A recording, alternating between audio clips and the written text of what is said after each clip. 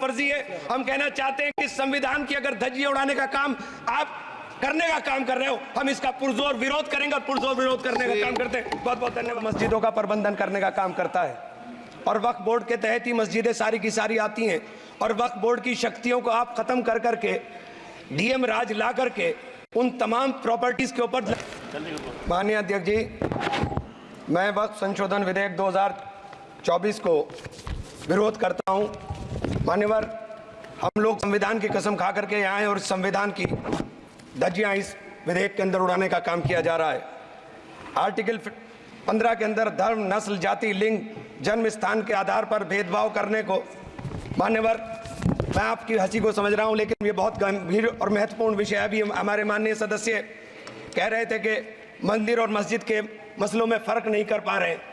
मैं बताना चाहता हूं, वक्फ बोर्ड मस्जिदों का प्रबंधन करने का काम करता है और वक्फ बोर्ड के तहत ही मस्जिदें सारी की सारी आती हैं और वक्फ बोर्ड की शक्तियों को आप ख़त्म कर करके डीएम राज ला करके उन तमाम प्रॉपर्टीज़ के ऊपर लगभग 8 लाख एकड़ प्रॉपर्टी पूरे देश के अंदर वक्फ बोर्ड के पास है। आप वक्फ बोर्ड की प्रॉपर्टियों को खुर्द बुर्द कराने की जो साजिश लोग कर रहे हैं, उन साजिशों को बल देने का काम कर रहे हैं।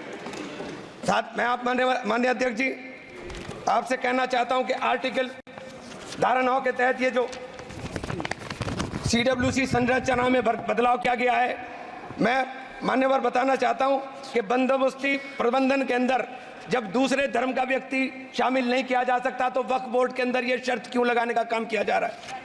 और आप अगर शर्त भी लगा रहे हैं तो मैं आपसे एक बात पूछना चाहता हूं कि जो कब्जे पर प्रॉपर्टी के ऊपर पूरे देश के अंदर वक्फ की प्रॉपर्टी के ऊपर कब्जे हुए हैं, उन कब्जों को कब्जा मुक्त करा करके अगर कानून लाते के उनको कब्जा मुक्त करा के वहां पर हम लोग शिक्षण संस्थाएं चलाएंगे।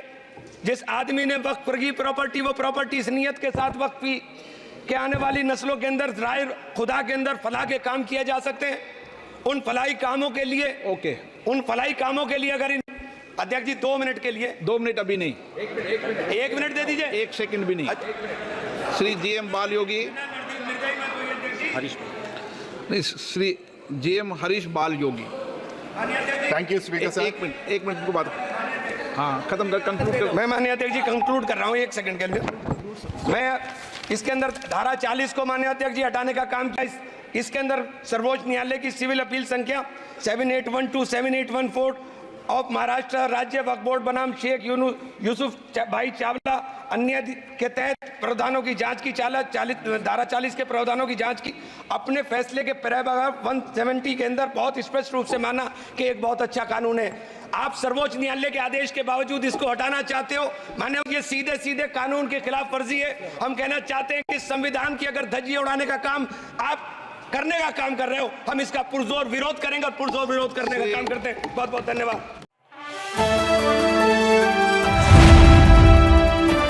द इंडियन खबर, सच आपके सामने।